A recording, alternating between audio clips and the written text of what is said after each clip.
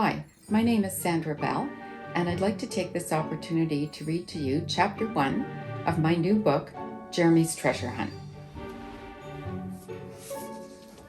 Chapter 1, The Bully. It was a sunny September afternoon in the mouse town of Shady Tree.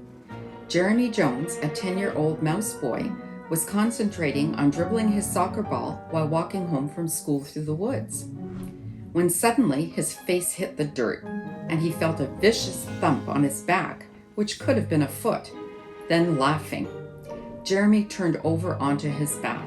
His mud-stained face stared straight up into the cruel and sneering faces of Wiley Brewster and his two brothers, Billy and Wendell, the school bullies. Wiley was chewing on a long blade of grass as he said, "Oops, sorry, Jones. You really ought to put some flesh on those skinny bones so people can see ya. And while you're at it, maybe you can get someone to fix those front chompers of yours. You could cut a tree down with those things." Wiley, Wendell, and Billy were all laughing at Jeremy. Jeremy jumped to his feet, flew at Wiley, and tackled him to the ground. Billy and Wendell grabbed Jeremy and held him back by the arms as Wiley got up and slugged Jeremy in the stomach. They let go, and he fell to the ground. Wiley glared at Jeremy as he spat out, "That'll teach you to mess with me, Jones. You're lucky I don't knock your lights out right now. Come on, guys." Billy kicked Jeremy as he said, "You bucked-toothed loser." Wendell added, "Yeah, and why are you always wearing that goofy hat?" Wendell kicked Jeremy's Panama hat from where it fell off his head right into Jeremy's face. Jeremy could hear them laughing as they walked away. He struggled to his feet, winced, and put his hat back on his head as he hissed, "I'll get you for this, Wiley Brewster. I'll get you." He hobbled down the path, heading for home.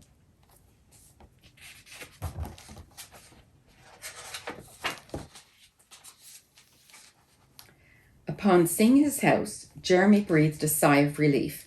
It was a 2-story home nestled in a big bushy red maple tree. There was a swing on the front porch and a pretty garden with colorful flowers swaying in the breeze. Jeremy thought he was the luckiest kid mouse in the whole world. He had the best mom a kid could ask for, and they had lived in the same cozy house for as long as he could remember. He felt secure in the warmth and love that his home provided, and in his opinion, Shady Tree was the best mouse town in the whole world. It was small, and the people were kind and friendly. He had lived here all his life, and in that time there had never been any trouble with bullies until the Brewsters moved to town a few months ago. Jeremy ran up the porch steps and through the front door. Without stopping, he went straight to his room and lay down on the bed. His dog, Rocky, followed him into the bedroom and gave him a big slurpy lick on the cheek before settling at his feet.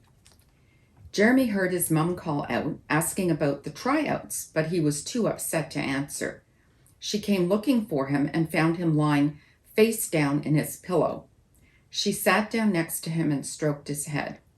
When Jeremy turned over onto his back, she was shocked to see his muddied face and torn pants with a bloodied knee. She coaxed him into telling her what had happened. Jeremy explained how Wiley Brewster and his brothers had followed him after soccer practice. He told her that Coach Walnut had informed them that there would be one final tryout before they selected the school team, and that was what he was thinking about when Wiley and his goons pounced on him from behind. When Jeremy had finished, his mom asked, "Who is this Wiley Brewster?" Jeremy sat up and blurted out, "Wiley Brewster's the school bully, Ma, but I think he's really a coward. He picks on smaller kids and always has his loser brothers there to back him up.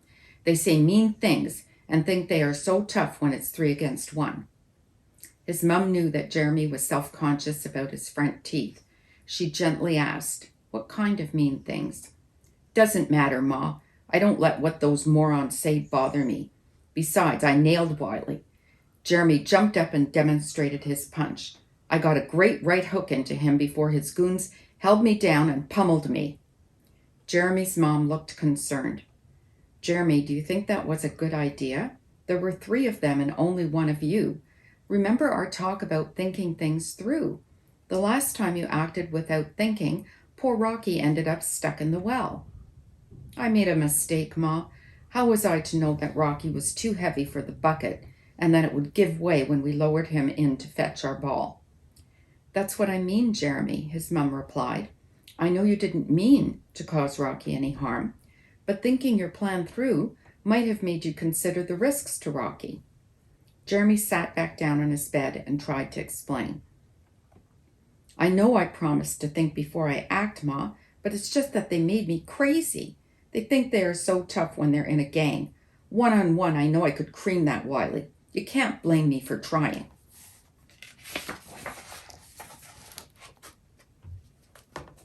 Jeremy, I just want you to think of the consequences before you do something so rash.